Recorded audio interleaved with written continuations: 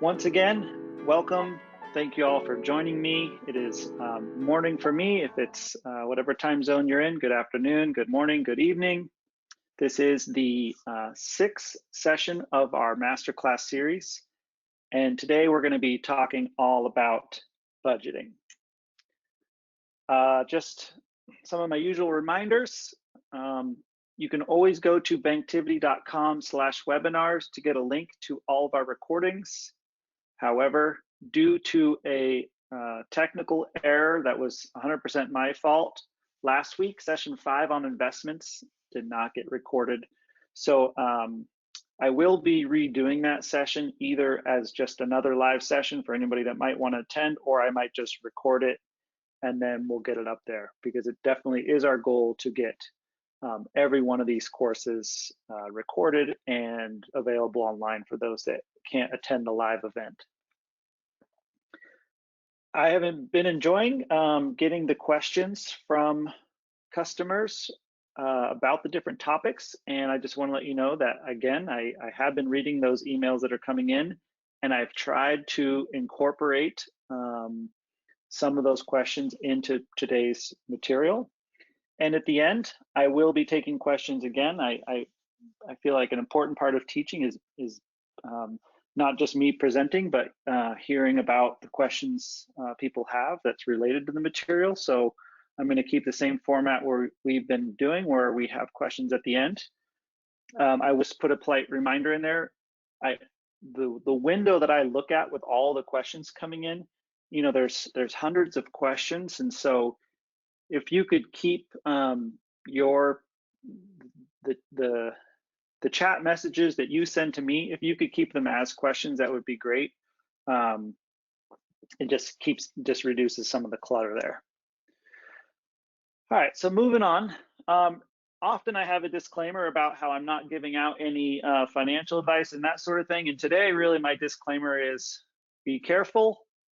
Budgeting and taking control of your finances can be highly addicting. I love budgeting, and I'm excited that I finally get to be doing this topic today. So today's pretty simple. We're going to cover budgeting, and more budgeting and questions. I will dive into a little more detail. I'm kind of just saying that in jest.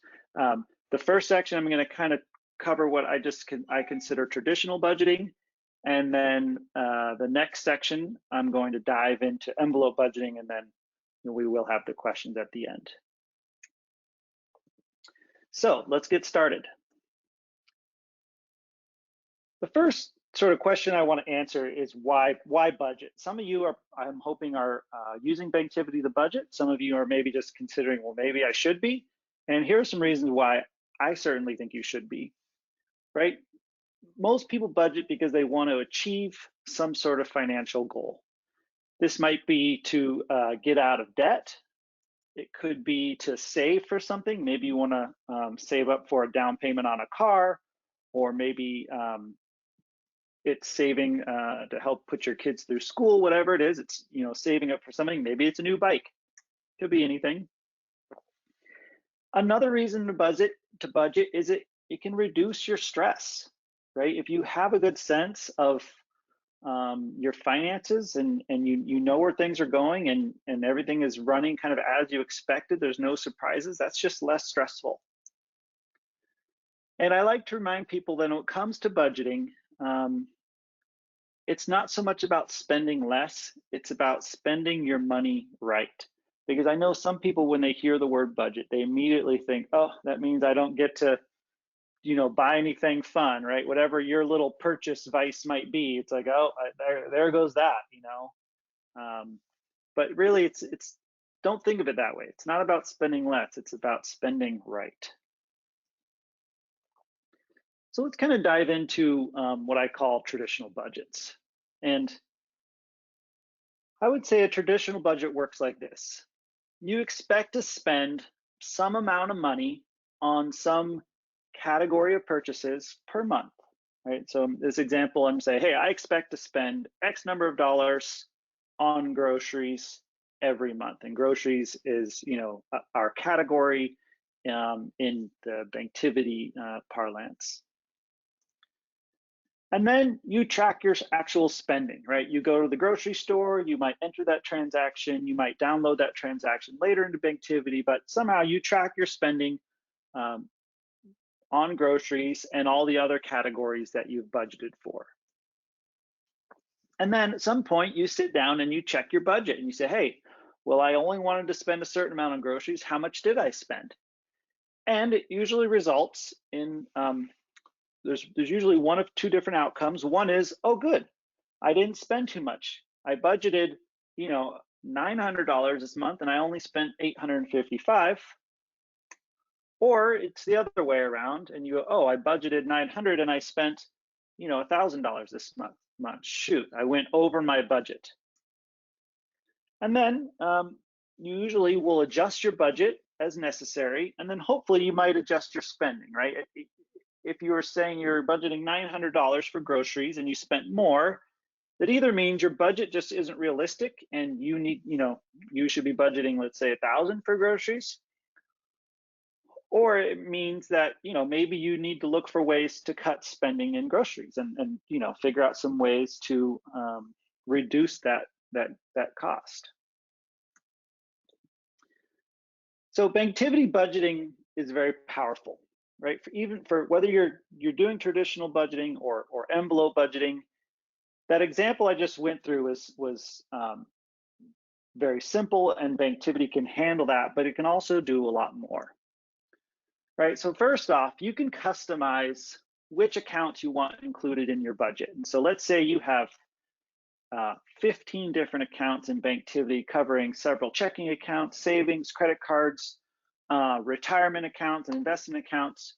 Right off the bat, there's a good chance you just don't want your retirement accounts included in the budget, right? Even if, say, you have $100,000 in one, you don't want that. You don't want your budget to say you have $100,000 available to spend, right? So you can choose which accounts really should be in there and which ones shouldn't. Similarly, you can choose which categories to include and which ones not to.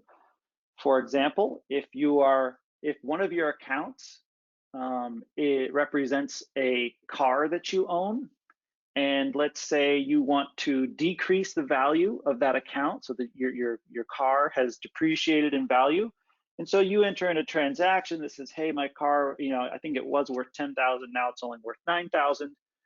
So you put a transaction in there for a $1,000 reduction and you give it a category of depreciation. You don't want that showing up in your budget. It's not like, oh, I spent $1,000 on depreciation. No. So you can just exclude that category entirely if you want. Now, you can do what we call sort of regular monthly budget items, right? This is, I want to spend $500 a month on groceries, or my example here, $600. And you can also do non-monthly schedules. And this is a powerful feature that's very cool. For example, you can say, hey, I think I'm going to spend $100 in January on gifts, and then in May I'm going to spend $200, and then in December with the holidays I think that I want to budget $500. Banktivity can handle these month-to-month variations, no problem. When you set up your scheduled transactions in Banktivity, your budget will also incorporate these as appropriate based on which accounts to include or exclude and which categories to include or exclude. And so it automatically will incorporate any scheduled transactions for your bills and income that you might have set up. All right, now I want to do a quick transaction theory review. And this goes back to one of our earlier sessions, and I want to review it because the same theory really holds true when it comes to budgeting. And so I want to review this idea of money flowing really quick. And I'm going to try and cover this brief because we have a lot to do, but I think it's important. Let's say you have two accounts, a checking account and a savings account, and you do this transfer. $10 comes out of your savings and it lands in your checking account. Checking account balance increases by 10, your savings decreases by 10. There's no magic here, very straightforward. Behind the scenes, Banktivity is doing this balancing for you, making sure that whenever you do a transaction like this, that it always balances out to zero, right? So if you get $10 of money coming in somewhere, $10 has to come out of somewhere as well. And so I cover this because we're going to kind of use this same theory when it comes for budgeting. So I'm going to jump into now understanding the role of accounts, categories, and transfers in budgets. So I know that this can cause confusion sometime, and it's going to be based on that quick little theory review that I did of what I call, money always flows. It always ends up somewhere, and it always has to have come from somewhere. Sorry. Okay, so let's say that you have these accounts in Banktivity. You have a checking account, your spouse has a checking account, you have your own credit card and your spouse has a credit card, and you have a retirement account and then maybe a savings account. Now, for your budget, you're really only interested in these. These are the accounts that you want to know about when money lands. That's income that you want to have incorporated into your budget. And when money comes out of one of these accounts, right, when you buy something, whether it's through the checking account or one of these credit cards, you also want to capture that in your budget. The retirement and the savings, not so much. They're not so important. Right, and then on the other side of that, there's a bunch of categories that you want to have in your budget. And so this might be $600 a month on groceries, and then maybe it's $100 a month on takeout. I used to call this dining out, but we don't do that too much these days, so I'm changing it to takeout. And then you might have an income category in your budget, right? And so let's say your salary, you get $5,000 a month, and so you want that to be a part of your budget. So now that when you take this kind of budget to the next step, we can look at it this way, right? You have, here are the accounts included on your budget. On the left, it's the 2 checking and the 2 credit cards. And then on the right, we have this very simplified version of what the categories you're interested in budgeting for. In this case, it's groceries and takeout are 2 expense categories. And then you also want to budget for your income that's coming in, and that's under your salary category, and let's say that's $5,000 a month. Now, when you get some money, right, that salary, it goes, let's say, into your spouse's account. Then you go out and you buy some groceries and you use your debit card linked to your checking account, and so that money flows out of your checking and goes into groceries.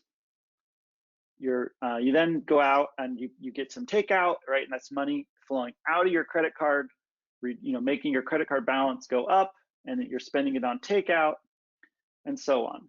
Now, I move to this next slide here, and you'll notice that I have now showed these 2 accounts here, the transfer accounts. And if you remember from my earlier slide, those are 2 accounts, that retirement and savings. They're in your Banktivity file. Now, when you tell Banktivity that, hey, I'm only interested in a subset of my accounts, then by default, the ones that you say you're not interested in your budget, you can think of them as sort of acting like categories, as like categories in your budget. So for example, let's say you wanted to budget putting some money towards retirement. Let's say, every month, let's just say you're self-employed, and every month you want to put $500 into your retirement. And that you track that in Banktivity as a transfer from your checking to your retirement account. And so because when you exclude your retirement and your savings from the accounts you're interested in budgeting for, by default, they end up as places that money can go, and you can track that. So this is sort of the theory behind, what happens when you tell Banktivity, hey, I'm interested in these accounts in my budget, and I'm not interested in these other ones. Well, the ones you're not interested in, by default, they will show up as accounts that you can budget for. Now, similarly, you could budget for, let's say you want to pull money out of a large savings account every month, and that you use that as part of your income, right? You can track that transfer as well, going the other direction. Now, if you look at a transfer that happens within the accounts that are in your budget, so let's just say this is a transfer between your checking and your spouse's checking, that doesn't have any impact on your budget, right? If you normally pay, let's say, a large property tax bill out of your checking account, but you look at your checking account and you say, hey, it's kind of low, there's not really enough to pay for that property tax bill, I'm going to transfer some money from my spouse's checking into mine, and then I'll be able to pay for that property tax bill. That transfer isn't a part of the budget. You're just shuffling money between the accounts that are in the budget. What you really want to budget for is actually paying for that property tax. And so what I'm showing you here is that when you transfer between accounts that are included in the budget, it's not going to have an actual impact on your budget. It's only when you really transfer to those other categories and other accounts. All right, so that was a lot. So let's jump into a demo and cover some of this stuff. Okay, so you will see that I have my trusty the My Finances document. This is all this sample data that I've put together that's, you know, somewhat realistic. And I want to just point out, first of all, that over here there's this section called budgets, and I can mouse over it and click and expand this little triangle, and you'll see this document does not have a budget. And so I'm about to set one up. But before I do that, I do want to show you there are some scheduled transactions that already exist in this document. For example, I have this deposit coming from Acme. I'm going to pretend that this is my paycheck, and you'll see that I have this split, right? Acme pays me $2,450, but 100 of that automatically gets transferred to my savings, and 200 of that automatically gets transferred to a 401k. And so that's money I never actually see, that never hits my checking account. It's withdrawn before that. And you'll see I have a bunch of other scheduled transactions set up here as well. I have one that pays for my mortgage. Here's the $1,200. Here's the counterpart to it that tracks the amount of interest. Let's say I have a rental, so I have some rental income here. And so yeah, there's several scheduled transactions already exist here. And I point that out because you're going to see them in just a second when I go and set up the budget. So to set up the budget, I'm going to click the plus button and choose Add Budget. And the first screen says, hey, there's two types of income expenses in Banktivity. There's this notion of things that are scheduled, right? And these are things that happen on a specific repeating schedule, like let's say whenever you pay rent, or a cable bill is due, or your cell phone bill is due. And then there's these ideas of things that are unscheduled, right? And this would, I think, a great example is groceries. You know, you might go to the grocery store every week, but sometimes you need to stop midweek and you ran out of milk or whatever, and you got to make a quick run to the grocery store and get a couple of other things. And so it's not really, and the amount that you spend varies a lot. You know, maybe every 2 weeks you go to Costco and really stock up on toilet paper or whatever. And so, you know, these types of things don't lend themselves to being something that is, you know, tracked as scheduled like a bill would be. So I'm going to advance forward. My next screen, you get to give your budget a name. I'm just going to choose it My Budget. If you are using Banktivity with multiple currencies, you would have an option to pick which currency you want your budget to be in. And I'm going to move forward. Okay, now here, Banktivity is giving you the option to choose which accounts you're interested in tracking. Now, we try and do a pretty good job by letting you just say, hey, I want to use the default accounts. And if I'm going to show you what Banktivity does when you say that. So if I go to include selected accounts, make this window a little bigger, you can see some of these defaults. We have a savings account. It thinks that your 401k you want to include, your checking, a money market, the credit cards. It's basically looking at all of your main asset accounts and saying like, yeah, you probably want those in your budget. And for this example, I'm going to just leave this. Okay, I'm just going to use the defaults. In reality, what I might do is check off, sorry, not the home mortgage. I might check off, hey, just my checking account, and then these two credit cards, and this checking account as well. These are the main accounts that I'm interested in tracking the money that's coming in and coming out in the context of my budget. But for this example, I'm just going to keep the defaults, move forward. Again, you can choose, you could choose to include or exclude specific categories. I'm going to just go ahead with the defaults as well. I think the best example of a category you might want to exclude would be, depreciation or something like that, something that is just not relevant to your budget. Okay, so then I move forward, and Banktivity went out and it found some of your scheduled income. Right, so this is that paycheck that I set up, and it says, hey, it's a total of $24.50, and your rental income is $1,000 a month. You could add more items by pushing the plus button here. This is going to work for our example. Just look at my notes here, make sure I'm not glossing over anything, and hit done with income. All right, and the next screen is all about your expenses. Now you'll see that Banktivity looked at that paycheck that split, and it says, yeah, well, your company's going to pay you $2,450, but 100 of that is automatically going to go to savings, and 200 of that's automatically going to go to your 401k. And those are going to look, from the context of the budget, those look like expenses. We have some other bills. We have a cell phone bill here that it picked up. It picked up Green Mountain Power. This is a utility bill. And then it picked up your mortgage payment, which in this case is a total of $1,200. And then it picked up a monthly service fee. That looks all good. I'm just going to, I'm going to leave these scheduled items, but now I do want to show you how you would add something like, budgeting for groceries. So here we're going to add some more expenses. So I'm going to click the plus button. And then it basically asks, hey, do you want to add another bill? Is this a scheduled thing, or is this just some other kind of expense that's not scheduled? I'm going to choose add an expense. And on this screen, you get to enter in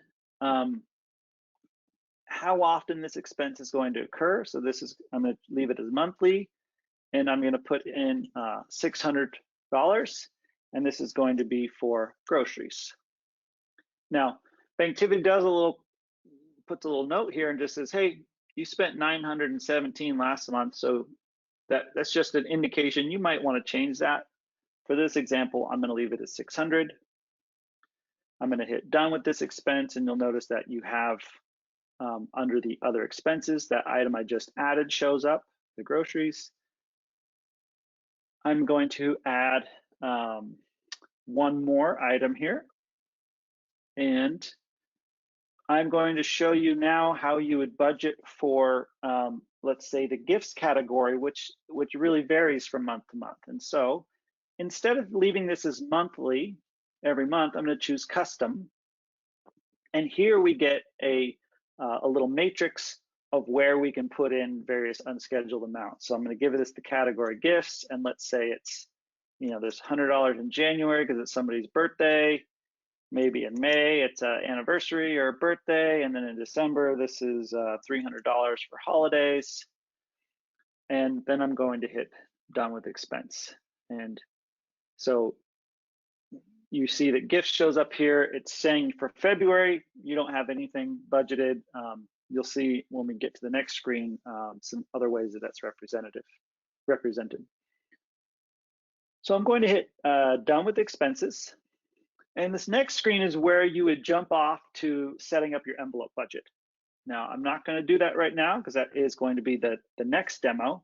And instead, I want to just kind of wrap up talking about the structure of budgets and traditional budgeting and how that's done in Banktivity. So I'm going to go ahead and click done. And you'll see that Banktivity now has dropped you off on your budget. It shows up under the sections here. And what you'll see here, this first graph at the top shows you a picture of the day-to-day amounts that you have budgeted for and the amounts that you're actually are spending. And so you can see, we've budgeted a total of 2,062 and 32 cents worth of expenses, and this is how the spending of that money looks like over the course of the month. And this is what we're actually doing. We're tracking below it. That's good. Down here, we have some summary information. We told the app that we're expecting $5,900 in income. We've only received 1,000 of that, so it's saying, hey, you told us we're going to get more income. You're missing that mark. It appears in red. Over here, it's you told us about $2,000 and change that you've budgeted for. You've only spent $1,400, so you're in the green. You haven't. There's this much more that you haven't spent. So that's good. You're in the green there. Now, when you scroll down, you get this table, and this is what I always find to be the most interesting. And so you'll notice that the top section is budgeted expenses. Down here, you have transfers, and then below that, you have your budgeted income. Within the budgeted expenses, each row represents a category. Here, this bar here represents the spending that you've made in that category, and then this little line represents today. So you can see that groceries, we budgeted 600. We've only spent 135, and so we're to the left of today, and so that shows up green. If we were to spend a whole bunch on groceries now, and we're only partway through the month, and this bar all of a sudden went all the way to say 75% full, it's going to appear in red. When you see a diamond in the bar, that represents a scheduled event, right? So in this case, this is a bill you're expecting. You're expecting a $5 service fee on a specific date. Similarly, down here for telephone cellular, you were expecting a bill for $150, looks like on the first of the month, and the app went out and found a transaction for $150 that it believes matches that bill payment, and so it fills it in green and says, yep, boom. Looks like you've already paid that. And then for utilities, you're expecting a bill for $107.32. Looks like about mid-month, and does not look like you have already paid for that. Your actual spending over here in this column is 0. And so that's what these bars represents and what the diamonds. Now, you'll notice that gifts appears in the budget, even though this month you don't have any budgeted for that. And so if you're curious as to well, wait a minute, why is that appearing? It doesn't show I have any budget. If you click here, you get the matrix again of, oh yeah, that's right. I'm only expecting to spend $100 in January, and then I'm not going to spend any more on gifts until May. And so it doesn't show up until, or sorry, it shows up because it's a part of your budget, but it's not necessarily particularly relevant for this month. All right, now if you need to change something, right? Let's say that this this gets to a question that somebody asked about what's the best way to edit your budget? For most of the stuff you want to do, you can just edit your budget right from this screen, right? So you can click this 600 and you can say, you know what, this isn't actually, I think I need to increase this. I usually spend a little bit more than 600. I think it's going to be 700, right? So you can just enter that and it'll change on the fly. Similarly for the gifts, maybe you remember, oh, you know what, actually, it's my brother's birthday month, and so I need to budget $50 to buy him a gift later on in the month or something like that. You can change that as well, just right in here. If you want to get back to the full-on editing budget experience, the way to do that is to click Edit Budget, and that drops you back into this, what we call the assistant, that walks you through all the steps again. I'm not going to go through that, but if you decided you needed to change which accounts are included, for example, you could do that. So I'm gonna just hit cancel for now, though.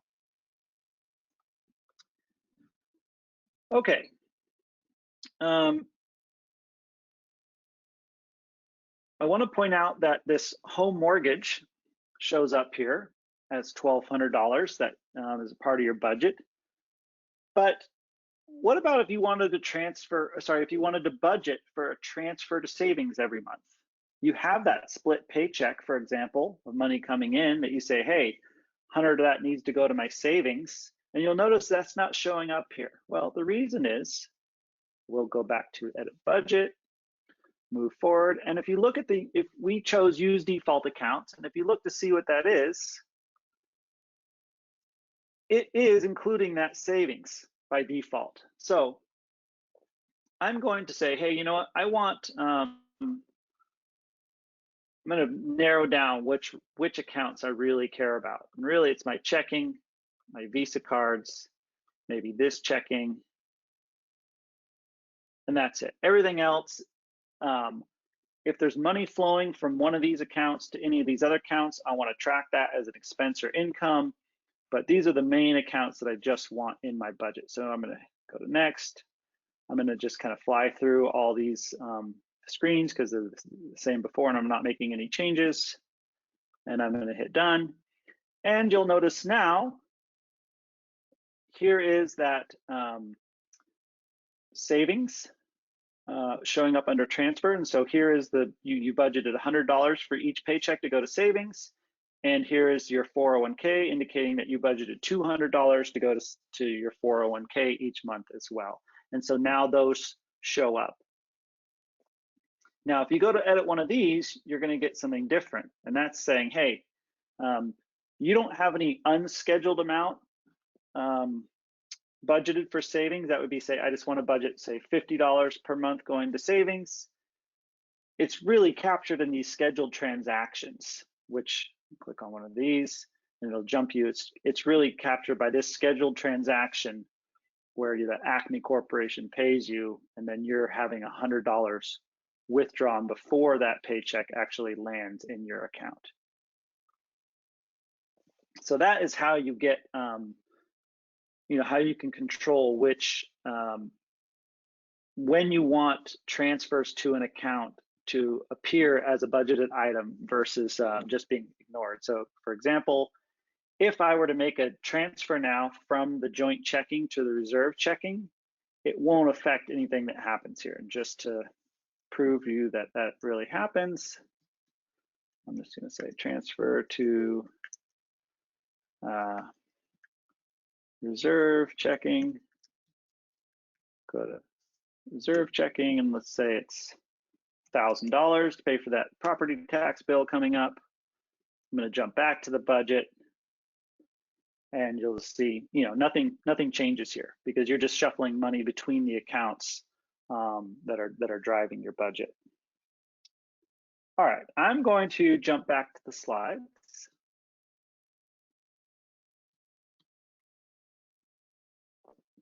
And we're going to move on. So I feel like this should be said, traditional budgets are good, but I'm very biased. I really like envelope budgeting. But let me tell you why I think they're good, but there's something that lacks there.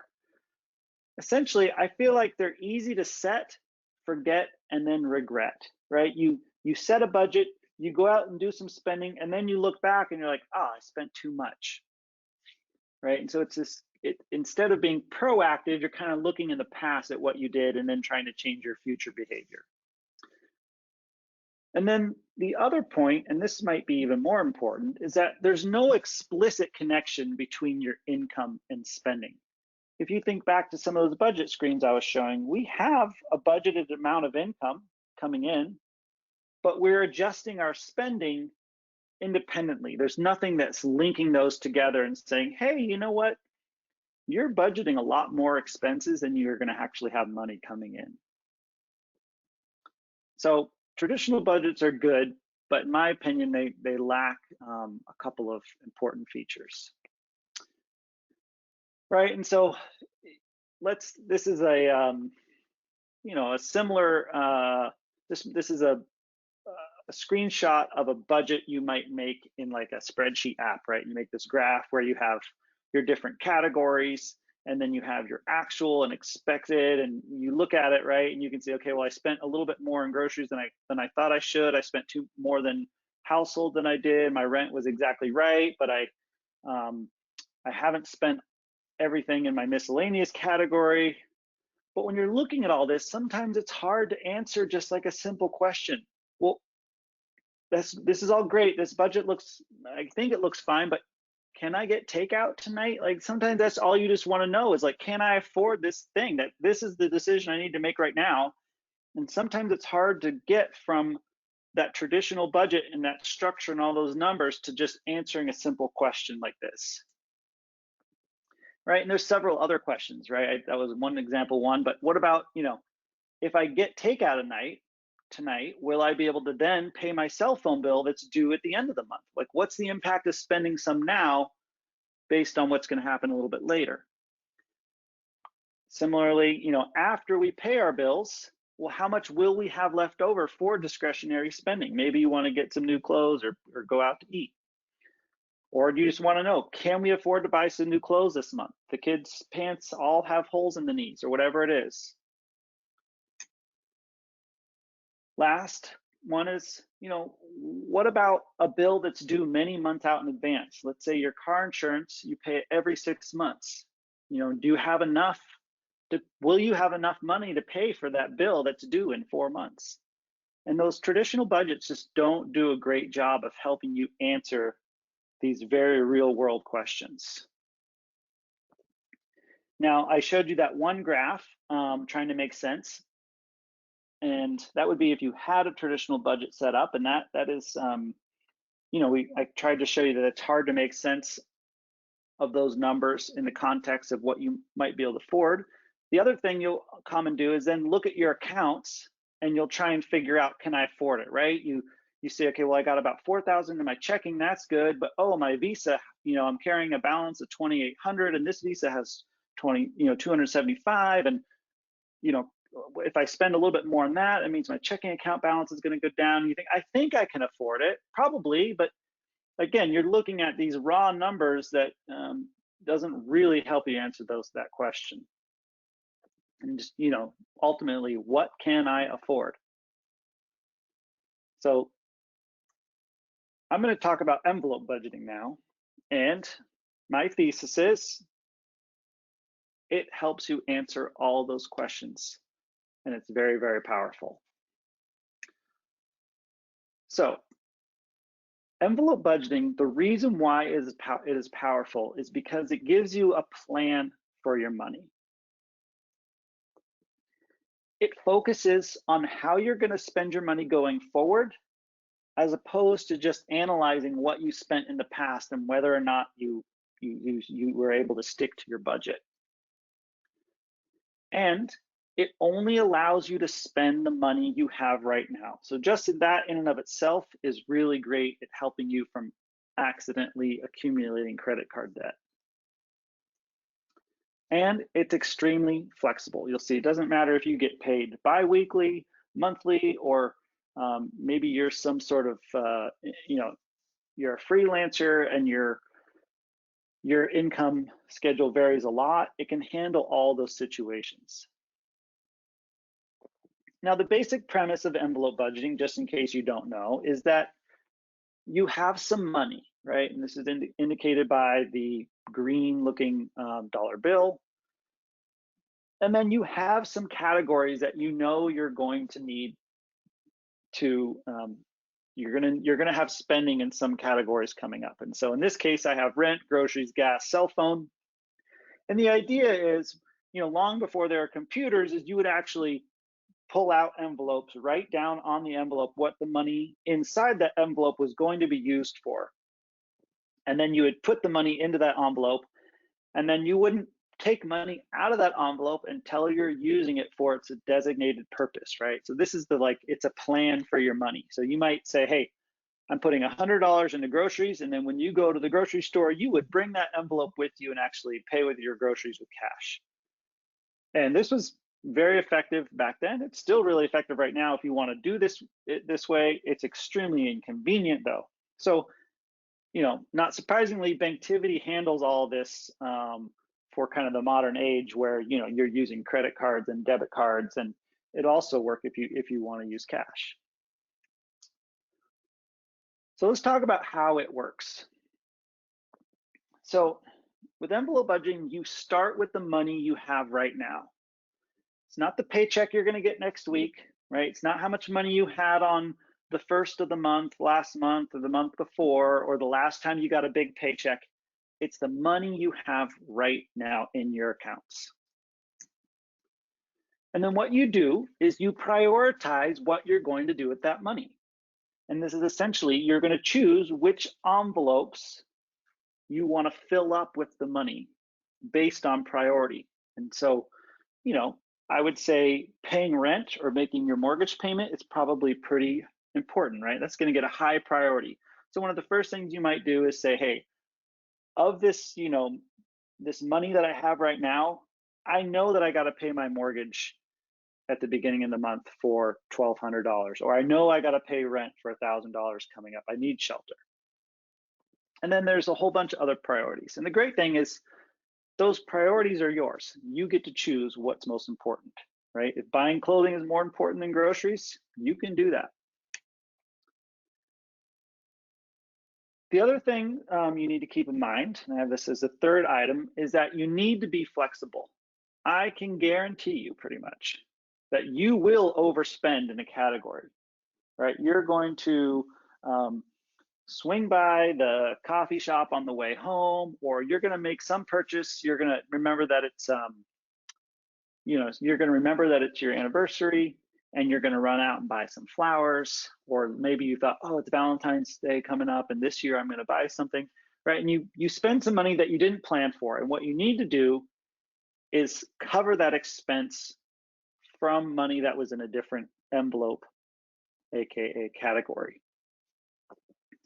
And that way you're making sure that you're really living within your means. So really after this, the cycle just repeats, right? At some point you're going to get more money. You're going to get paid. You're going to get a stimulus check. Something's going to happen. You're going to get more money. And then again, you're going to prioritize it and distribute it. And now your priorities, they might be different. They might be the same. And that's up to you to decide. And then you'll distribute your money based on those priorities, those envelopes. Again, you're going to have to be flexible. You're going to have to make changes depending on what actual spending occurs. Maybe you veer off of your plan and you got to get back onto it. So that's kind of the high level philosophy behind how the envelope budgeting works. With that, let's jump into a demo. All right, so we have this simple document pulled up. Now here, this is not my typical example file. This is a very, very simple one.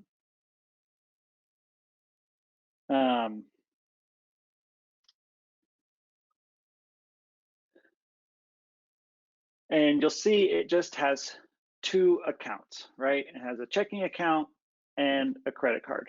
And you have 3,000 in your checking and 2,000 in your credit card. Now, this example that I'm about to go through is for somebody who they might carry credit card debt from month to month, but they pay it off in full month to month. And then the next demo we'll do would be for somebody who's looking to actually pay down credit card debt because they keep getting hit with the interest fees and they don't like it, and credit card debt is just bad. So we're going to start by creating a budget. I'm going to hit the plus button, say add budget. I'm going to move through these screens faster now because we've already covered them. I'm going to use the default accounts, default categories. Now I am going to set up a salary. Okay, so I'm going to, it says, hey, how much income do you have? I'm going to so select the income you want to set up. I'm going to choose salary, and I'm going to say this is from Acme, and it is, let's say, $1,000 every 2 weeks. And I'm just going to say, yeah, it starts on the 1st. The category is paychecks, wages. It's not a deposit into my credit card, it's into my checking account. And then I'm going to hit done. And then I'm going to move on, and I'm going to add some expenses. So I'm going to move through this relatively quickly. I'm going to show you what it's like to add a bill. This is behind the scenes. Again, this is making a scheduled transaction. So I'm going to say that I pay AT&T $100 a month. Category is telephone cellular, and that's due on the 1st of the month, and that's going to be out of my credit card account. That's fine. Done with that bill. I'm going to add another one. This is going to be rent. Let's say I pay $1,000 rent. And this is also due on the 1st, and it's a withdrawal out of my checking. Looks good. And now I'm going to add an unscheduled expense. This is going to be $500 on groceries. And I'm going to add another unscheduled expense. This is $100 on $100 a month on gas. And I'm going to hit done. And so I'm showing you this because this is a simplified version of what you might do when you're setting up your own envelope budget, right? You're entering in some of these expenses that you expect to have. Now, I want to point out something important. You don't have to capture every one of your expenses perfect right now. Just do the best you can entering in some values. It's okay if you completely forget to enter a certain category. It's okay if you completely forget to enter a bill. Just take your best stab at it for the first time through. I'm going to hit done and move on. And of course, now this is the envelope budget example. So I'm going to hit set up envelopes. And now what you'll see is at the top, Banktivity says, hey, you have $3,000 cash on hand. You don't have any reserve for goals. And you have a debt of $2,000, right? That's that credit card debt there. And so you have $1,000 to distribute. The things that you've already bought on your credit card, because you're someone who pays off your credit card every month, you have to take the net difference between those two, because you've got to account for those purchases that you've made, but you haven't actually covered with your cash yet. So we have this net amount to distribute. I'm going to put some, on this screen, you'll see all of your expenses that are in this budget. And then here you have a field of how much money you want to put in that envelope. And so this is going to be like your baseline starting amounts of cash in your envelopes. And so for gasoline, I'm going to put in 100. And you'll notice that as I type it in, the remaining amount to distribute goes down and the total distributed goes up. For groceries, I'm going to put 200. And for rent, I'm going to put, that's pretty important. So I'm going to put in 600. And for my telephone cellular, I'm going to put in 100. So now you'll notice that I didn't have enough to just cover all those upcoming expenses, right? And so this is kind of where I made my priorities, and my thinking, in this very simple example was like, I need to keep my cell phone active. Like I need that for work. So I'm going to make sure I pay that. $200 is going to be enough to buy me some groceries until I get paid again. And I need $1,000 because I'm still one of those few people that's commuting to work. Sorry, I need $100 in gasoline because I'm still one of those people commuting to work, and I need to make sure I can get to work. And then the 600 is kind of what I have left over. I'm going to put that towards my rent, and I'm going to see on the next screen, I'm still going to need to add 400 again at some point once I get paid again. But the important part is you want to make sure that you distribute all of that money. You can reshuffle it around later, but you want to make sure you do that initial distribution. And then I'm going to hit done. And now you'll see that we get dropped back onto the budget page. It looks very similar to a traditional budget, but you'll notice that there is an extra column here that's called envelope. And this shows you how much money you have in each envelope, right? And these values are the values that I just entered. So this is great. I'm envelope budgeting. I'm started. Yahoo! So now let's cover a scenario that happens. It's pretty common, right? Let's say that you go out and you buy something that isn't captured in your budget. So I'm going to jump over to my credit card. You go and you buy something that's not in your budget. So I'm going to say that I stopped by the flower shop and I picked up some flowers for a gift for whatever example you want to think of.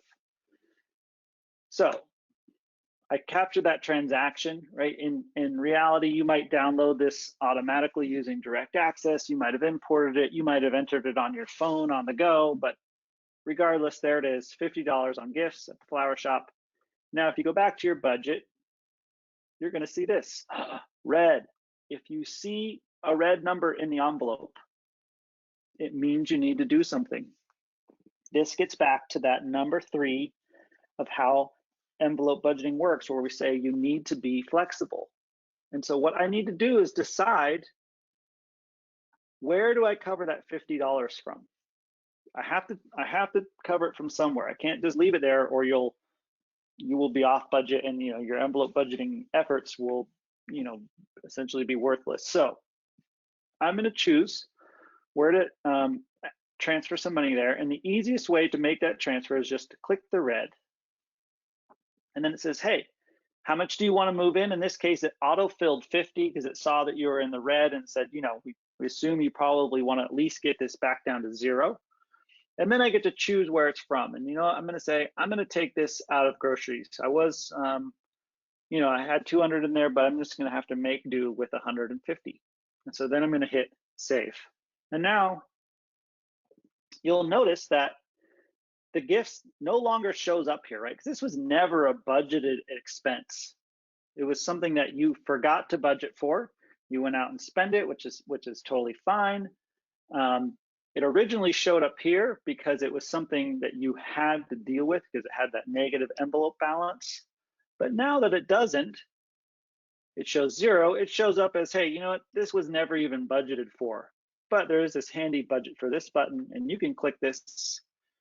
And then you could go and say, oh, well, you know what? I need to spend $50 in February. And since this is gifts, let's say there's a birthday in May and 200. And again, you can enter in a bunch of numbers here for each of the months. Or if it's a different category, you could just say budget for this and say, hey, I think I'm gonna need to spend $100 a month on this category, and hit save. So this is an easy way to just kind of quickly edit your budget on the fly. Okay, so that is a quick overview of sort of the basics of envelope budgeting. And the important part is distributing all that cash in the budget setup assistant.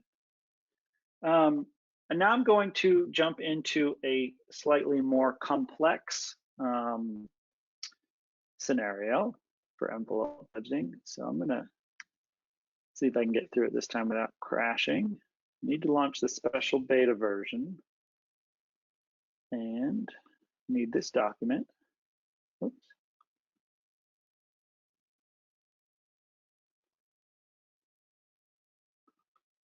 Here's my mouse. Uh-oh. Let's see. Close that.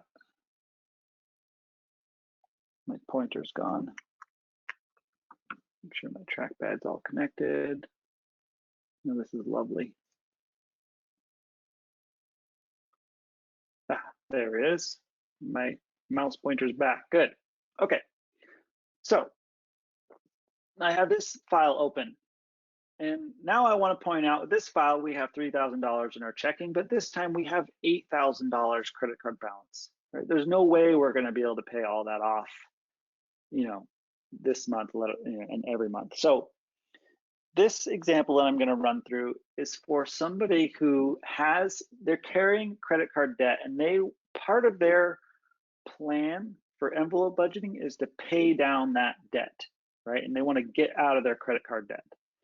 So the first thing you're actually going to do is you're going to set up a goal. Now, this is something that is new in 8 and for Banktivity 8. And we added this eliminate credit card debt goal to really help solve this problem.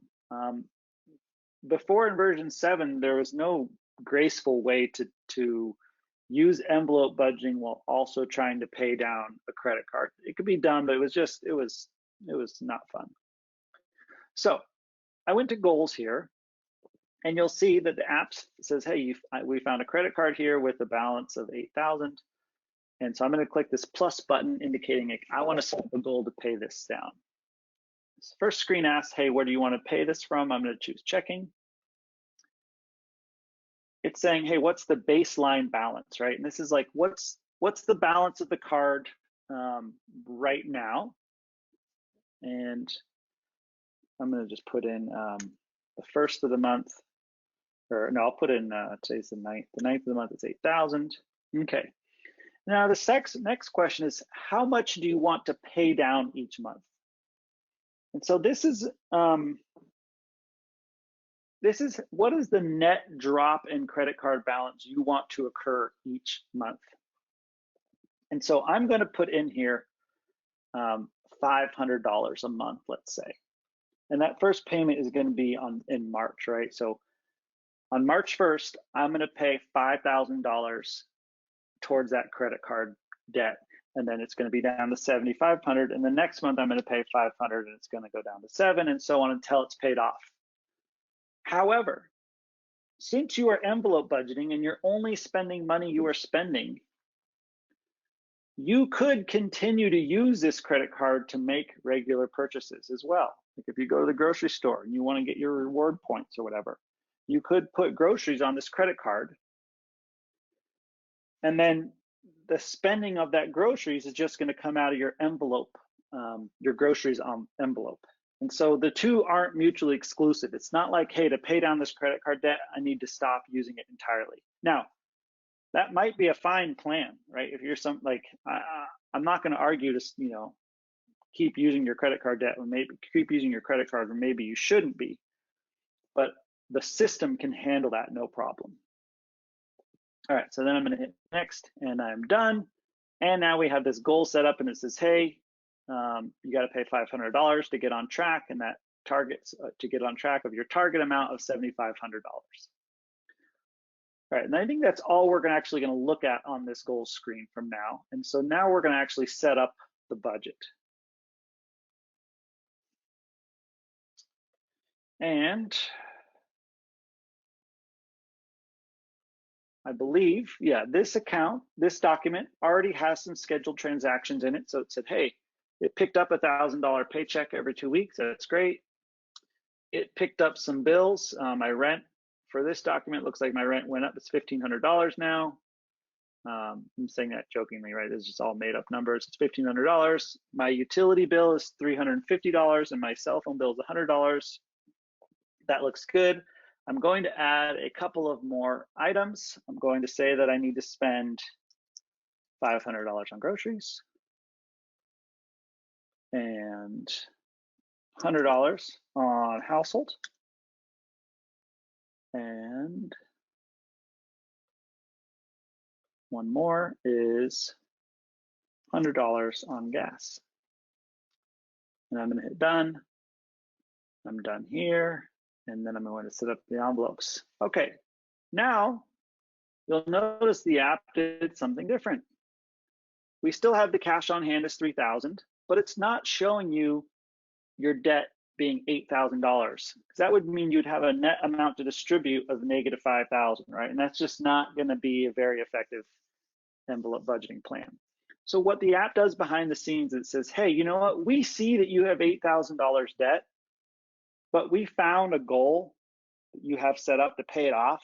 And so we aren't going to include it here. So we're saying, here's all your debt where you don't have a goal to pay it off. And in this case, it's $0. So now we have our full $3,000 to distribute. And you'll notice that in all of our categories here, we have a new section and it's goals, right? And so this is, hey, it's saying we expect you to pay $500 towards your credit card and paying that down every month. So I'm going to fund that with $500. And then I'm going to put 50 into gasoline. I'm going to put 500 into groceries. Household, I'm not going to put any into right now because it's just not that important. Rent though, it's important. I'm going to put 1,500 there. And then I need to put 100 into for my cell phone bill, and keeping the lights on and utilities is important. So I'm going to put 350 there, and we've distributed down to 0. So I'm going to then hit done. And again, we get back to the budget screen, it's all set up, but you'll notice this looks a little different again, because here we have this new section that's budgeted goals. And so here are your goals that you can set aside money towards as a part of your envelope budget will show up right here, like this credit card debt. And it already detected that you set aside $500 this month. And that's because when we are just distributing that money, we put $500 into there. You'll notice that for our household, we didn't fill up any money there. And so we'll just run through again. Oh, the app's gonna crash. Might crash here. This is my beta version again. Yeah, maybe not, got lucky. Okay. I'm gonna say that I'm going to Ace Hardware, and I'm gonna spend $50 on household. Let's jump back to the budget. And it's, again, we got this red, we need to borrow some money from somewhere, from one of our other envelopes. And so I'm going to cover it from groceries. Now you'll notice the goal shows up as one of the source of funds to cover this difference. You could choose the credit card, but that wouldn't really be helping you reach your goal of paying off that credit card debt. So I'm going to choose groceries. And now we only have $450 to spend on groceries, but we've covered that household expense.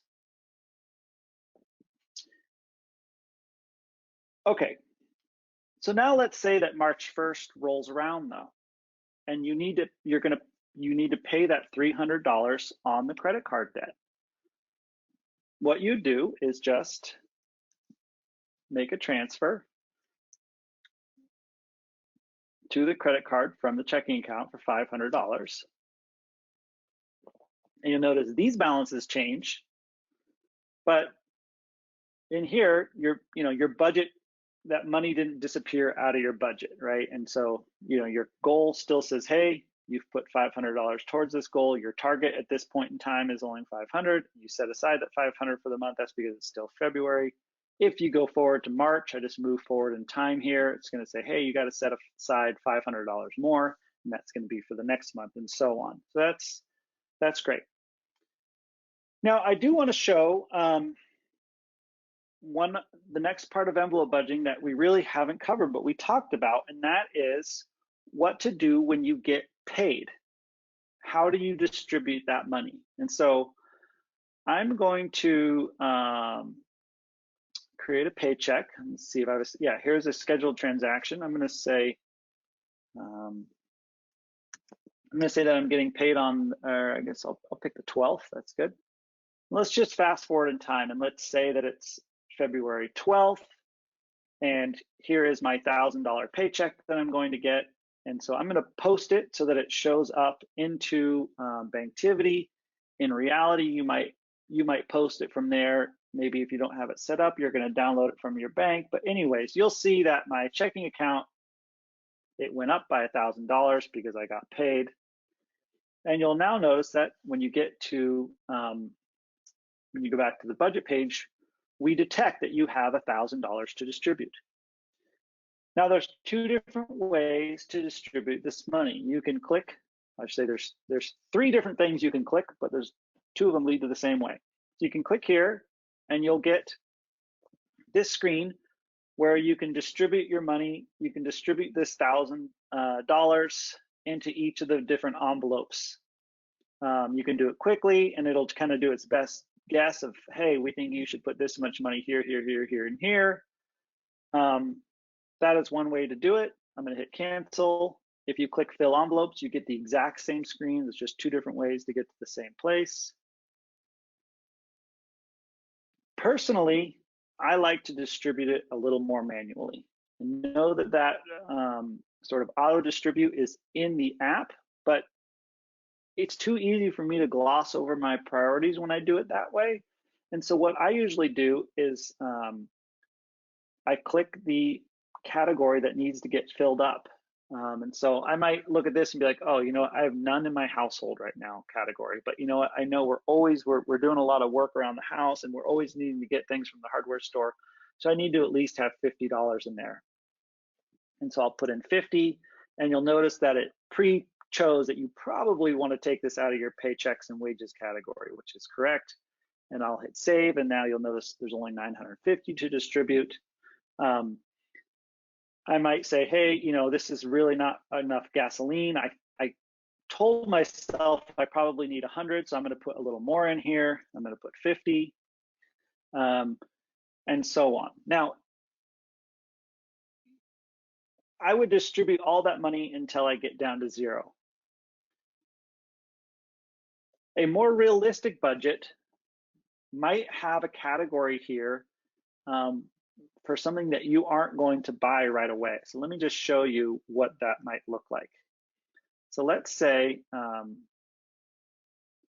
actually, I'm gonna jump back in and this is a good way to say, hey, I realize that I'm not budgeting for gifts, right? That's something that happens every couple of months, but I have an idea of what the months are, but it's not even showing up here. So the way to add in that category that you want to budget for is to go to Edit Budget, go through these screens, get to the expenses, choose Add Expense, and I'm going to put in gifts. And let's just say for this example that I'm going to spend $500 in December, and I guess $300 in May, some birthdays or something like that. And I'm going to hit done. Done. On this screen, you have an opportunity to edit the actual amounts that you have in your envelopes. You usually don't want to do that once you've set up the initial amounts. This is just there if you want to. You usually shouldn't need to, so I'm just going to skip it, hit done. Okay, and now you'll notice gifts has shown up. For the budgeted amount, it just says variable, but it does indicate, hey, in May, you are expecting to spend 300. And then also does some fancy math because it also knows that, hey, in December, you're expecting to spend 500. And so they're saying, in order to be on target to make sure you have enough in there for the upcoming expenses in May and December, there should be $200 in here. So that's where it says target 200. So I might click here and say, yeah, I better put 200 in from my paychecks and wages. And so that is, I love that feature about Banktivity where it helps you know how much you should have in there based on this target amount. Okay, that was a long demo, and thanks for bearing with me through the message I got from my colleague. It scared me, and then my crash and all that. So thanks for bearing with me. All par for the course these days, and I'm going to jump back to my slides now.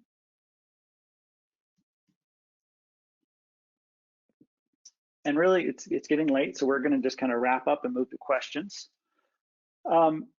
So just want to go through a quick review. Budgets, there's two kinds of expenses and income, things that are scheduled, right? They happen on a specific date. The amount typically doesn't vary very much. And then there's unscheduled stuff, and this is spending on things that happens throughout the month, but not necessarily on a specific repeating date. For account and transfers, it's really good to think about, okay, I have some accounts that are in my budget. These are represented by the ones on the left side of the screen. And then my categories and all my other accounts are on the right side of the screen, right? And the transfer accounts I've highlighted there in yellow. And then, you know, when you move money from your account that you've budgeted for into one of these transfer accounts, it's going to show up as an expense. When it goes the other way, it's going to show up as income into your budget. If you transfer within accounts that are in your budget, an intra-account transfer, if you will, it's not going to impact your budget, and that's perfect. With envelope budgeting, quick review, it's awesome because first, like, it's a plan for your money. You have a plan of what you're going to do to reach your goals. It's very, very powerful. You're going to focus on what you're going to spend going forward as opposed to analyzing the past. You only get to spend what you have right now, so it's extremely effective at helping you live within your means. And then it's also very flexible regardless of how often you get paid, or if you end up having to buy something that you didn't expect, it can handle all of that very well. Envelope budgeting also works with irregular income, right? It doesn't matter when you get paid, the principles are still the same. When you get paid, you distribute that money. Until you get paid again, you have to prioritize where you want to put that money to get you through until your next pay, until you get paid again. Now I'm kind of glossing over this as just a review item, but it's actually quite important, so I pay attention if you're not. When you're trying to figure out if you can afford something, you don't need to look at your account balances anymore. Those with true envelope budgeting, your account balances are irrelevant 95% of the time. And what you should really be looking at are your envelopes. And you look at, you know, do I have money in the category where I want to buy something? If you don't, can you move money in there from something else in a way that makes sense and you're still going to stick to your goals and your plan? If so, then yeah, you can afford it. If not, you probably can't. Now, the one time you do want to look at your account balances is if you are going to pay a big bill or any bill from an account, you know, don't overdraft your checking, right? I'm not saying don't ever look at your checking account balance. I'm just saying your account balances no longer become the source of information for trying to help you decide whether or not you can afford something. You look at your envelope balances. Whew, that was a lot. And thanks for sticking with me. With that, I do want to jump over and let's take some questions.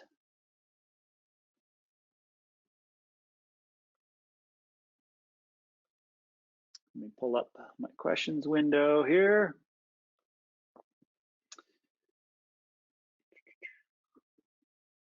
Okay.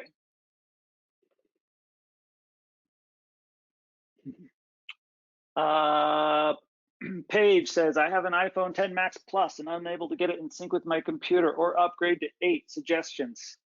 You should talk to our tech support for sure. Try and get to the live chat. That's like the best way to get something addressed, you know, kind of on the fly and figure out what the problem is. Their live chat's available Monday through Friday, 9 to 5 Eastern time.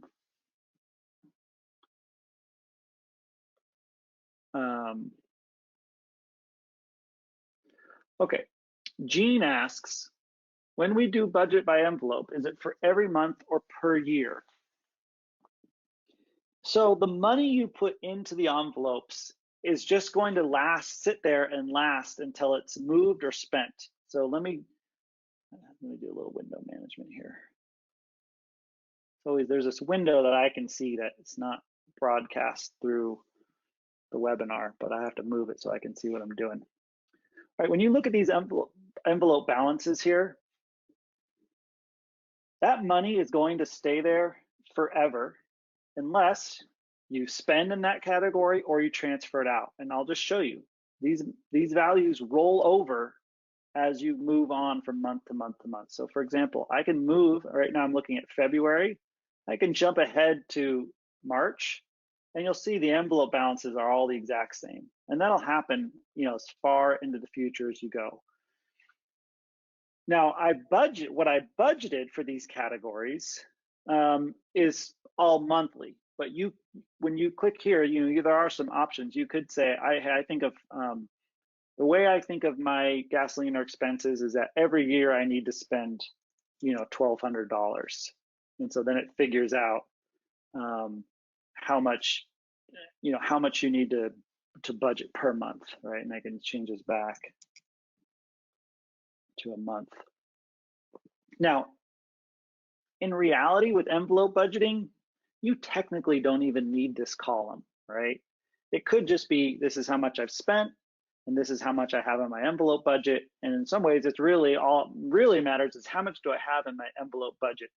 But these other numbers are helpful, right? So you get a sense of like, you know, how much am I budgeting for groceries? Am I anywhere within what I expect to be spending with groceries? Am I doing okay? So let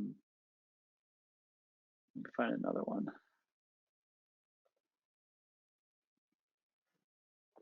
All right, Barry asks, what if your income is an example on the third Monday of every month? How do I set that up?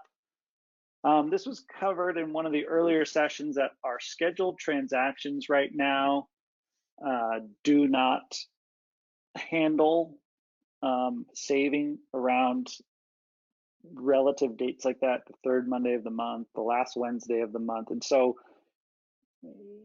your best bet is I would just set up a scheduled transaction that's around the, you know, the 21st of the month or something like that. And then when you go to post it from here or skip it, if you go to post it, just change the date to what it should be, or let the file download, let the transaction download from your bank and then just hit skip. That's the best app to offer. John asks, can you use last year's expense and income patterns to set up a budget for this year?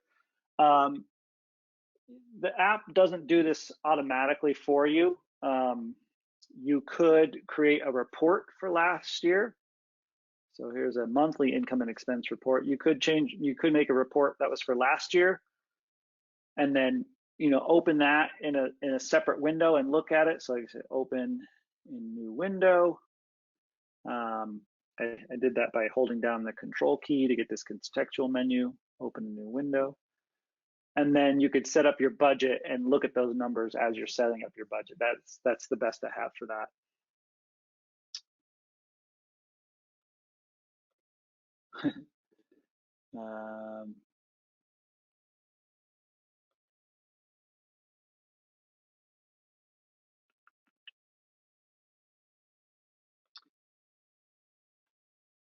All right, David asks, is there any shortcut to simply add one more category into a budget? There's not the quickest shortcut is if you have spending in a category that's not in your budget, it shows up and then you can click that budget for this button that we saw in that other document. Or you go back through the assistant. Those are the only options right now. That'd be nice to have.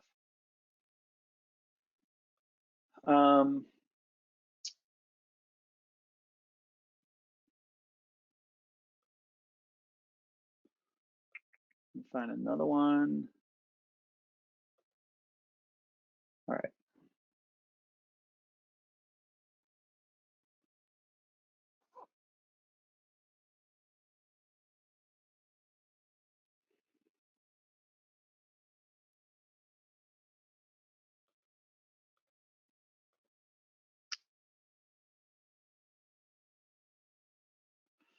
Right, so Seth says, if I'm on my budget screen and I see a red number, right, so that means there's some unexpected expenses or your envelope budget dropped into the negative, and let's say it's in household. I click on the little arrow to show the list of money in and out of that category. It shows the payee only. But on my Amazon credit card, the payee is always Amazon, and they would like to see the memo. So what this person is talking about is from this budget screen, you can click on a category and then it drills into just the activity that has to do with this category. So in this case, it's household. You can still see how much you budgeted, how much you've spent, and then here are all the transactions that occurred, and the ones that have all the transactions that occurred that affect the envelope balance. So in this case, we moved in some cash, $100. Then we had an expenditure of ACE for 50, and now we're left with 50. And what he's saying is that I think for this listing here of ACE, that it was in the credit card, he would like to see the memo there. Yeah, it's a nice. That'd be a nice little improvement. I agree. There's not a way currently.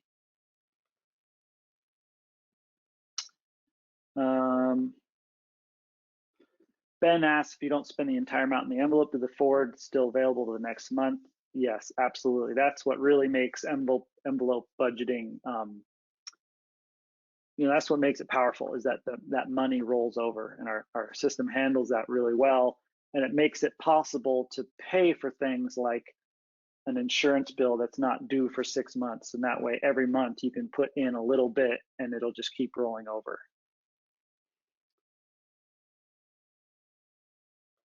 All right.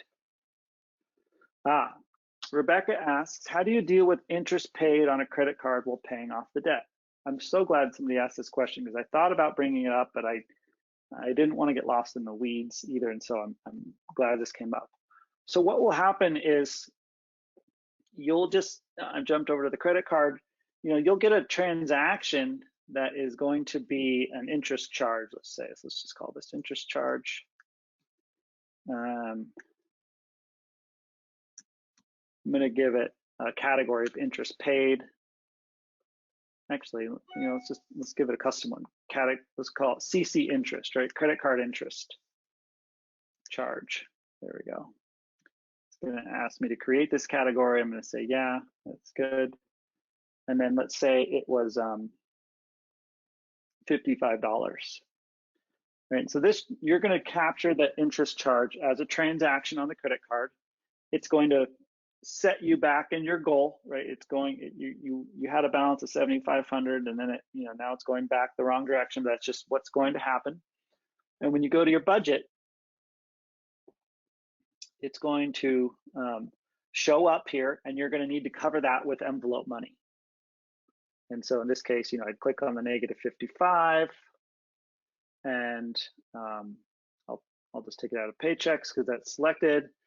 And then once it's zeroed out, it's going to say, hey, do you want to budget for this? And in this case, like, yeah, I do want to budget. I think it's going to be about $55 a month. And it's going to change month to month, right? And that's okay.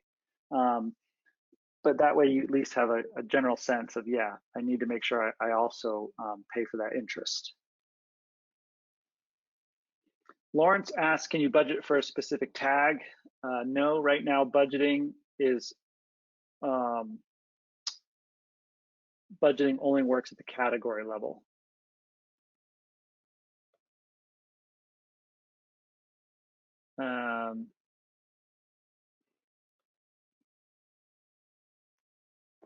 Paul asks, do you need to set up your envelopes at the beginning of the year, or can you do it anytime?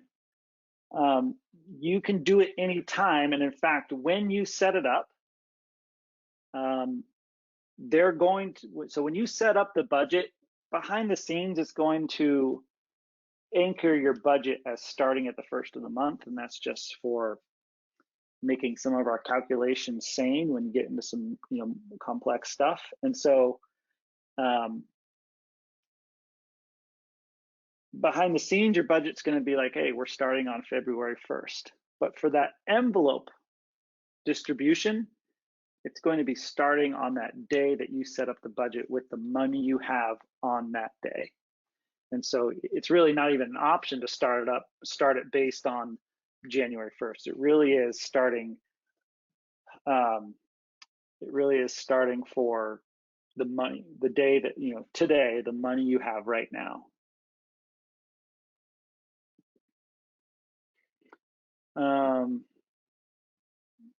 Tony asks, if you choose a gift that was $38.25 instead of $50, how do you show that and move that back to groceries? Sure. So look at this example. I don't have gifts in here, but I think what you're asking is, if you end up with some extra money in one of these envelopes, how do you move that back? And so let's just say it's nearing the end of the month, and we actually never did buy anything else on household, and I still have $50 in here. The easiest thing to do is just click the envelope where you want that money to go. And so you say, hey, you know what? I want to move my household $50 to gasoline. So I'm going to click gasoline. I'm going to enter $50. And then I'm going to choose household as the source of the funds. I'm going to hit save, and you'll see household goes to 0. And now the gas category goes up by $50.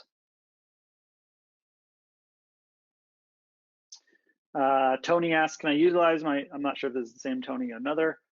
Can I utilize my envelopes to anticipate a future bill? For instance, I want to collect money each month and my insurance budgeted amount to pay a bill 6 months from now while remaining within my monthly income. Yes, and that's what it is great for. And it's so powerful when you start using it that way, because you know there's some big expense coming up and you don't want to be cut off guard the month that it's due and like, oh no, I got a $1,000 bill. I haven't been budgeting for that. So yes, in your example, you would set up, if it's an insurance bill, I would probably set it up as a bill, aka a scheduled transaction, and the app will give you the targeted amount you should have in the envelope to get there. So let's just all do that real quick.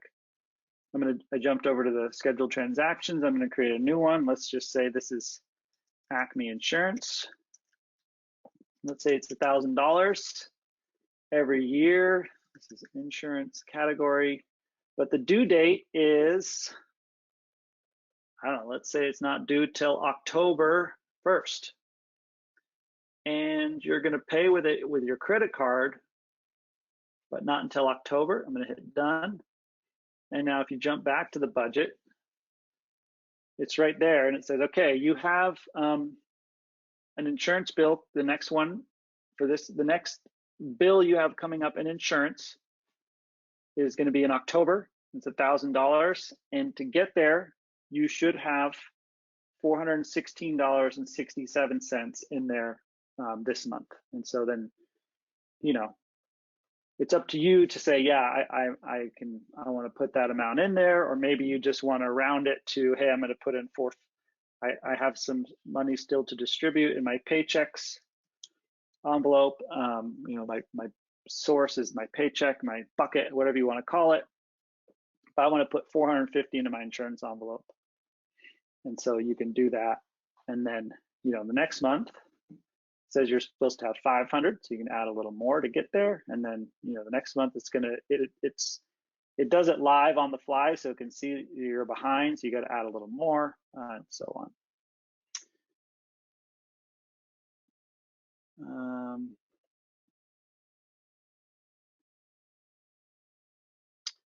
Seth asks, can you make a goal to pay off a home equity line of credit instead of a credit card? Yeah, it's a good idea. You can't do that now, but yeah, that's a good idea. You know, this was for the goals feature that we introduced in 8. You know, we tried to pick with what we thought were some good, solid goals to start, and then we consider this kind of, you know, version 1. There's a big list of things we still want to do to make them better, and I like that idea. Gregory asks, does the iPhone app show balances in envelopes? Yes.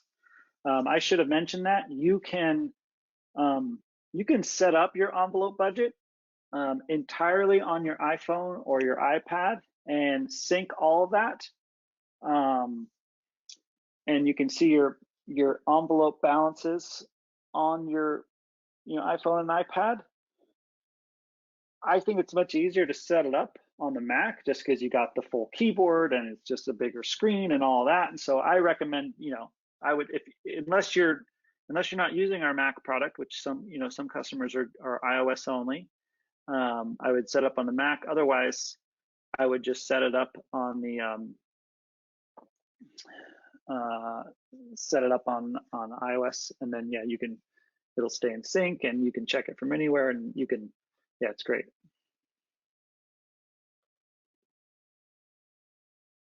Steve says, so I understand that envelope budgeting is all or nothing. That is, you can't use envelopes for just a few categories. Is this correct? I'm going to say yes, that is correct.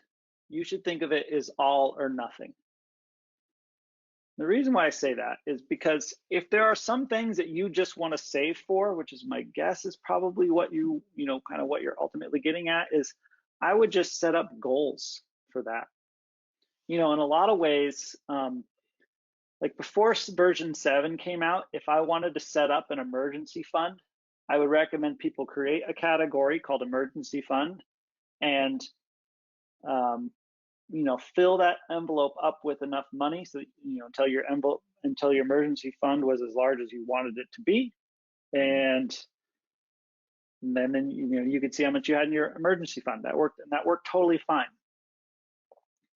We now have a goal for an emergency fund, and really the two are, in some ways they're redundant. You could make an argument that, if you're using envelope budgeting, you don't really need to use goals very much. And depending on the goal, that's an argument you could make. I like the goals because it keeps you from having to set up a bunch of categories that don't make sense. Like, let's say we have a goal where you're saving up to buy a new car. If you didn't want to use goals, you'd have to make a category that's called, saving for a new car or something like that, new car fund. But then after you buy the car, that category kind of becomes obsolete, and it's sort of like, well, I don't want to have to make a new category just for that one thing. But yeah, I recommend if you're going to envelope budget, doesn't, the whole point is that you distribute the money you have now, and so you can't, it makes it very hard to spend more than you have. And if you need to just save money for a few things and you aren't interested in envelope budgeting, which is fine, I won't take it personally, I would recommend looking at the goals options. So just setting up some goals for those things. A couple of people are asking, what about session 5 on investments? When can I see it? I mentioned at the beginning, I borked last week's webinar. The recording didn't happen, even though but I thought it was. So I'm gonna have to redo 5 and on investments, and then we'll get that up online once I do that. I hope to do that probably within the next week.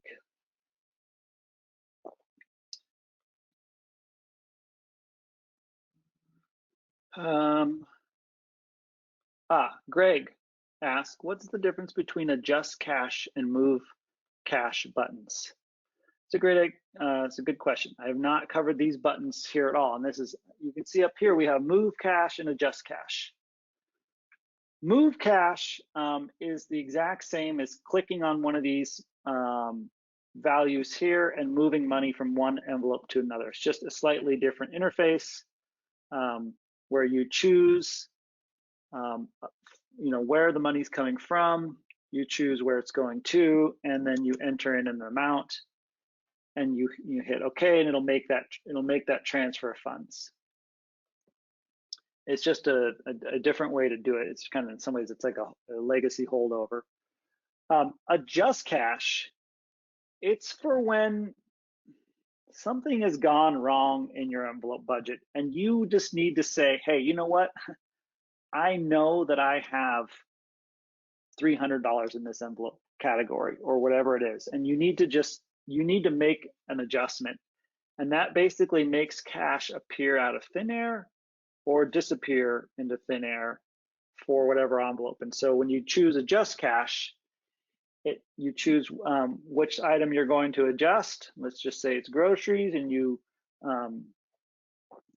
hit in how much you're going to add to it, and you hit OK, and then it just adjusts that amount. Boom. I hope you never have to use that button.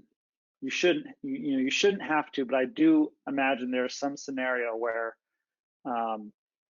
for whatever reason, like you loan somebody some money or something like that. I'm not sure. I don't have a good example, but that is what it's for. Is when you just need to make money appear into an envelope or disappear out of an envelope without it going to or from another one.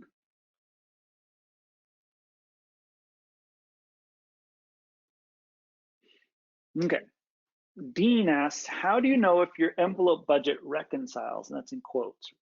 By that, I mean, is there an easy way to tell if you have enough cash in your accounts to cover all your envelopes, your credit card debt, etc.? Or are you assuming if you do this right from the start, it will always balance?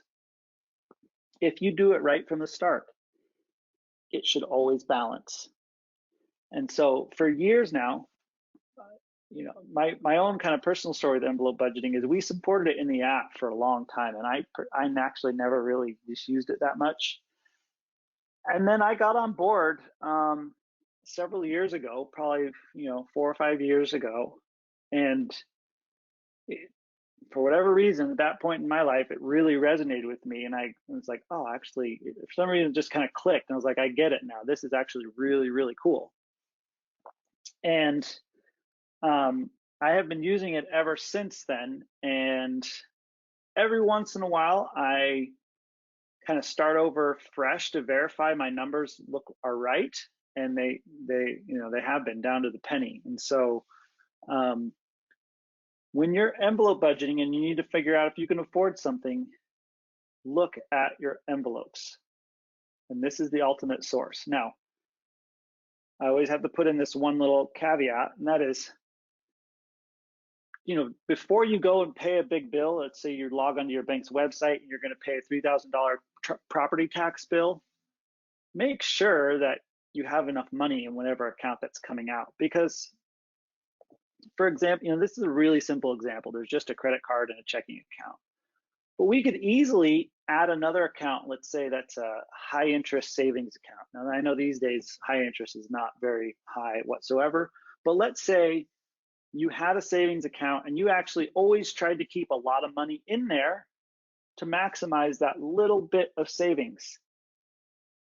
You might only have $100 in your checking account because most of the time you're buying things on your credit card, and then the rest of your money is in your savings. But you still are going to look over here to see what it is you can afford or where you've earmarked your money.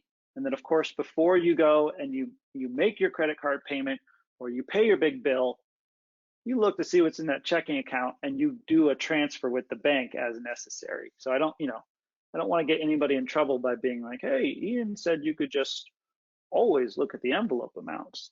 It's like, well, yes, but you got to have common sense and also check your account balances before you're going to make a big expense. Oh, this kind of segues perfect into Corel. If you save money in money market accounts for big expenses, a certain amount each month, should these accounts be put into the budgeting or allowed to be counted as expenses? I would put the money market accounts into the budget and distribute that money into your envelopes for those big expenses. Absolutely. That's what I do. I have a savings account that does get gets a little bit of interest, and I put money in there when I can, and then I pull it out when I need it. But I definitely don't look at that to decide how much money I have to spend.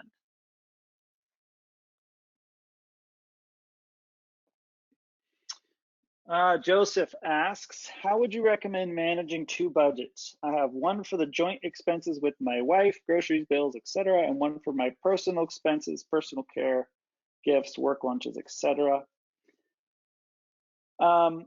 I would recommend going down to one budget, to be honest.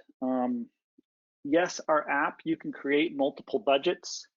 The engineering side of me, in some ways wishes we kind of had never added that feature because I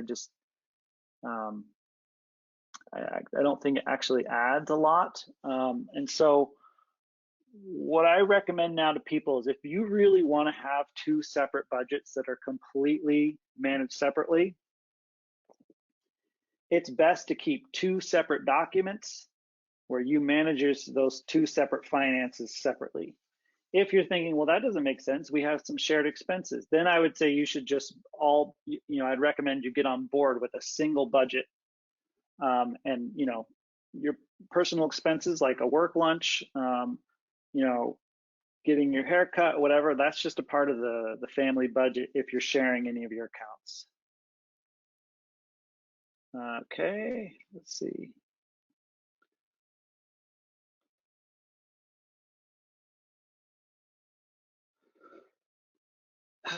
Ken asks, I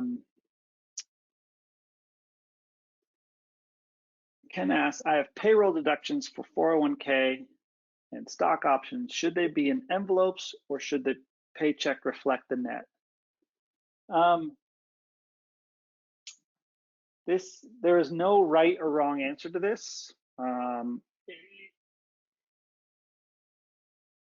You can, I would probably recommend you set up if you're interested in tracking, you're splitting up your paycheck to track those deductions, I would exclude the 401k from your budget so that it looks like an expense. And then whenever you post that paycheck and all the splits are in there, some of that money you got to just immediately move into to cover that 401k expense.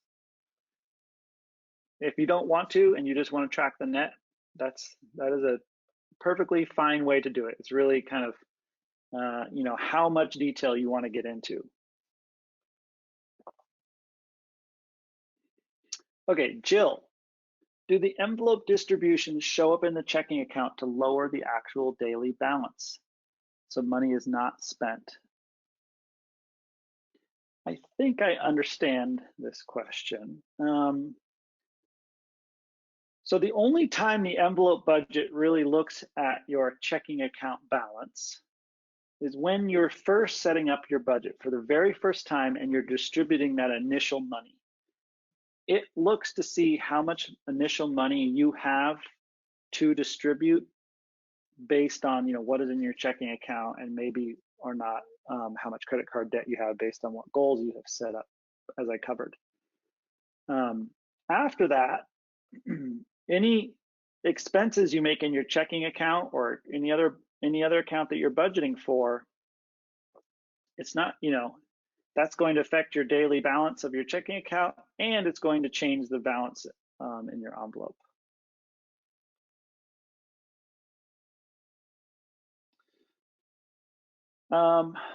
Margot asks, with varied income, freelancer, for example, taxes due will vary percentage-wise rather than absolute number. How do you set this up in an envelope? By goals?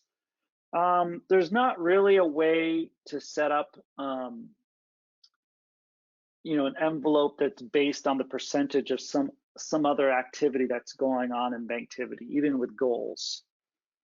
Right, yeah, I don't think we don't have a goal that will do that well either. So I would recommend setting up an envelope that is quarterly taxes or whatever you want to call it, and then just funding that envelope every month or whenever you get paid on some percentage of how much you get paid. So I don't know, let's just say that you need to set aside 1/3 of your income for taxes. When you do get that big paycheck, let's say someone pays you finish a big project and they're like, here's $10,000. I would have just immediately say, okay, well, I'm going to set aside, about 1/3 or whatever you think is the right percentage for you into some envelope.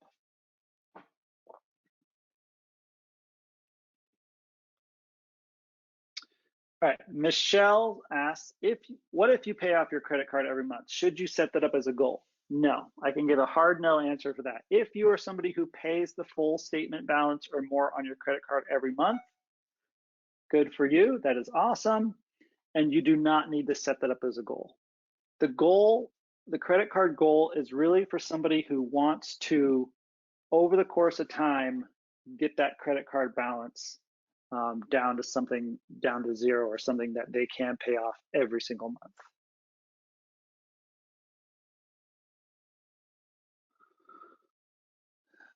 Tom asks, would transferring 1/12 of an annual expense to a saving account each month, such as an annual insurance premium, cause any problem with envelope budgeting? The short answer here is no. Like you can absolutely do that. The question is, if you exclude the savings account from your budget, when you transfer money from your checking account to the savings, that's going to show up, as it's going to show up as an envelope down here as a transfer.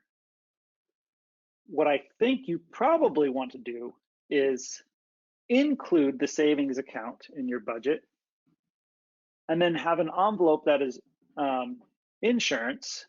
And then, whenever you do that transfer, in your mind, you're saying, hey, I'm going to transfer $200 to my savings account for some insurance premium because I get a little more interest in my in my savings account. you would also mirror that by transferring, okay, well, I'm, you know, $200 is going into my insurance bucket. Now, again, though, like if that savings account has the exact same interest rate as your checking, and there's and that, you know, you can make an argument there's no reason to actually make that transfer when you're envelope budgeting, because what is going on in your accounts over here is really it doesn't matter, you know, as long as you're putting the money in the right place over here through envelopes. Like, they really get totally decoupled. And it took me a while to really grasp that, but it's, you know, it's very true. Now, we just talked about, you might have a case where you want to maximize the amount of money you have in the savings account because you get a little bit of interest, let's say. So you might want to, you know, move money into your savings account, but it doesn't even have to be however much you're setting aside for your insurance bucket.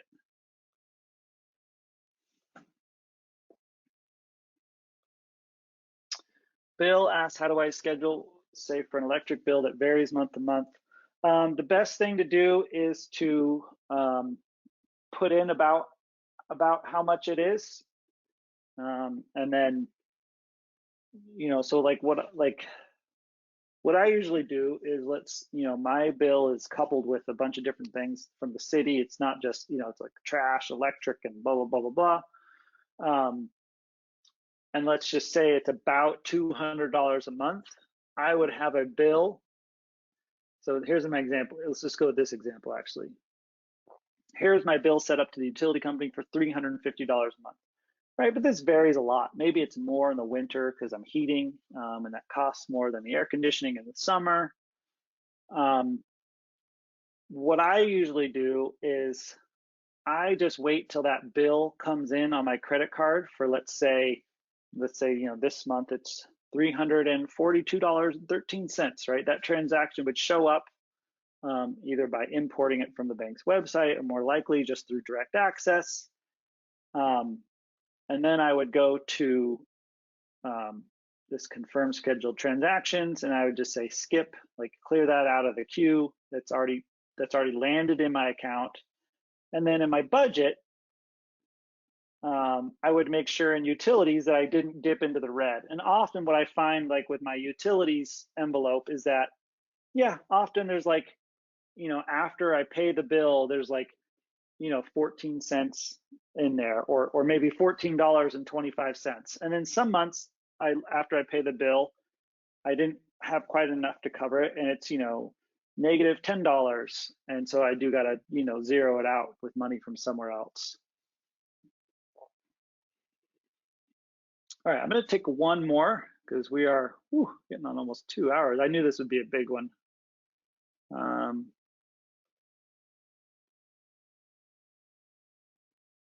Walter asks, in envelope budgeting, I assume the sum of your account should equal the sum of your envelopes. How do you check that these two are equal? That is not always going to be the case, Walter, depending on what the state is of like your credit card debt. Yeah,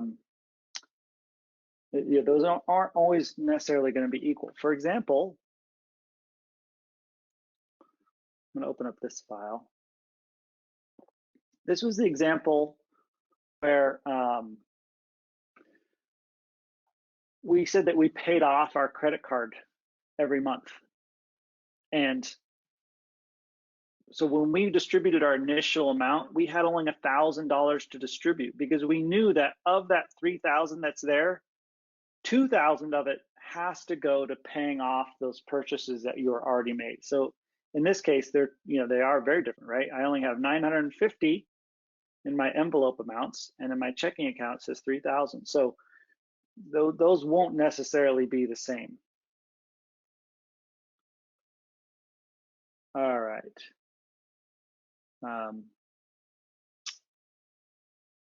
Yeah, I'm going to call it there. I'm sure I missed some. I know I missed questions. I haven't been able to answer everyone, but I hope I answered some of the good ones. thank you all for coming. I really appreciate it. It's always a lot of fun talking about Banktivity, and especially I really like talking about budgets. I'm going to take a little break from the Masterclass webinars, but I will start them up again, covering topics that we haven't covered. Two, to me, very obvious things that we have not covered is goals. Like I haven't not talked about how to set up the other goals, what they mean, how they work, and I haven't touched on reports at all. So there's at least two big sections that I still need to do. And I know when I look back at all my notes, my kind of master course syllabus, there's more. We haven't really gone into preferences, and so yeah, there's still a lot to cover. And so I will be coming back sometime, probably be early spring. I got to take a break and I need to focus on some other parts of the company. And then I will get the webinar on investments recorded and get that up live. I'll probably just, get that up on our website. I'll probably do it live again for anybody who's interested, and I'll remember to record myself properly, and then I'll push that up. All right. Thanks, everybody. Have a great rest of your morning, afternoon, whatever time of day it is there. Have a good rest of it, and I hope to see you again at a future class. Take care.